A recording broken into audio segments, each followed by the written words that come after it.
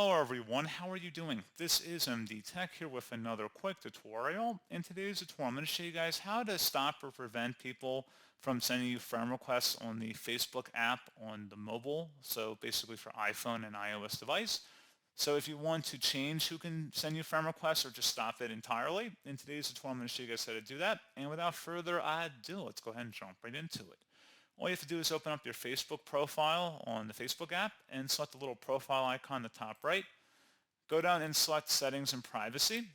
And then underneath Menu at the top, select Settings.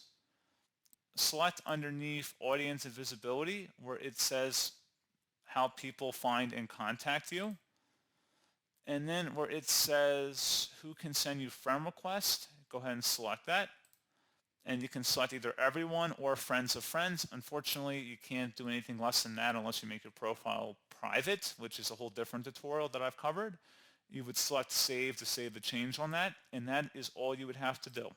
So pretty straightforward process, guys, and as always, thank you for watching this brief tutorial. I do hope that I was able to help you out, and I do look forward to catching you all in the next tutorial. Goodbye.